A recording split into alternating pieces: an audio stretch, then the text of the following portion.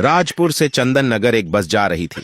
जब बस अपने डिपो से चल पड़ी तो ठीक सामने सीट पर बैठे एक बुजुर्ग जो बहुत अच्छे कपड़े पहने हुए थे, वो खड़े हो गए और बाकी मुसाफिरों का ध्यान अपनी तरफ आकर्षित करते हुए कहा, मेरे भाइयों और बहनों, मैं कोई भिखारी नहीं हूँ। ऊपर वाले ने मुझे अपनी नेक अमतों से नवाजा है, मगर मेरी पत्नी एक लंबी बीमारी से भगवान को प्यारी हो गई। दुर्भाग्य से कुछ दिन पहले मेरी फैक्ट्री में भीषण आग लग गई। मैं इंपोर्ट एक्सपोर्ट का कारोबार करता हूँ। मेरा सभी माल जलकर खाक हो गया।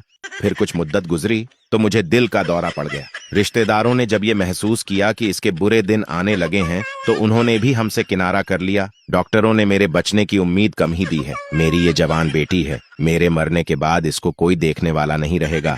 कोई इसके प्रतिष्ठा को तार तार ना करे। यही गम ज्यादा मुझे खाए जा रहा है। और उस शख्स की हिचकी बंद हो गई और वो रोने लगा। उसकी बेटी जो उसके पास में ही बैठी थी उठी और बाप को सहारा देकर सीट पर बैठा दिया। कुछ देर बाद बस की पिछली सीट से एक आदमी खड़ा हुआ और कहने लगा, मेरे दो बेटे हैं। एक डॉक्टर है, उसका विवाह हो चुका है, और दूसरा जो मेरे बगल में बैठा हुआ है इंजीनियर है।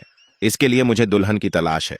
फिर उस आदमी ने बुजुर्ग से दरख्वास्त करता हुए कहा कि ये अपनी बेटी का विवाह मेरे इस बेटे से कर दें। मैं वादा करता हूँ कि बच्ची को पूरी उम्र कभी बाप की कमी महसूस नहीं होने दूंगा। लड़का भी झट से खड़ा हो गया और उसने कहा, मुझे रिश्ता कबूल है, क्योंकि मैं अपने पिता का सम्मान करता हूँ। इतना सब होने के बाद बस में मौजूद एक सज्जन खड़े होकर कहने लगे, ये सफर बहुत सुहाना सफर है। विवाह जैसा एक शुभ कार्य हो जाए, वह भी सफर में, इससे अच्छी बात और क्या हो सकती है।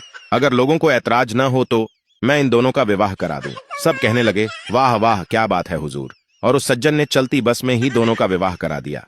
बीच में से एक और साहब खड़े होकर कहने लगे, मैं छुट्टी पर अपने घर जा रहा था, अपने घर वालों के लिए लड्डू लेकर, मगर इस मुबारक अवसर को देखकर समझता हूँ कि लड्डू से यहीं सबके मुंह मीठा कराया जाए। दुल्हन के बाप ने ड्राइवर से कहा, ड्राइवर साहब 15 मिनट किसी जगह बस रोक देना ताकि सब मिलकर मुंह मीठा कर लें। ड्राइवर ने कहा, ठीक है बाबा जी।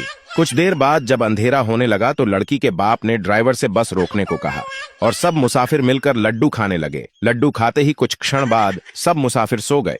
उसके बाद ड्राइवर और कंडक्टर जब नींद से जागे तो अगली सुबह के 6 बज रहे थे, मगर दुल्हन और दूल्हा और उनके दोनों बाप, वो सज्जन और लड्डू बांटने वाला शख्स बस से गायब थे।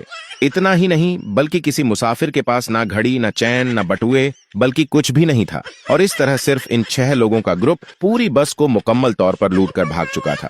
इससे हमें ये ज्ञान मिलता है कि कृपया बिन बुलाए, बिना सोचें समझें और बिना निमंत्रण के कहीं किसी भी विवाह में बाराती न बने, नहीं तो गए काम से ज्ञान समाप्त। कृपया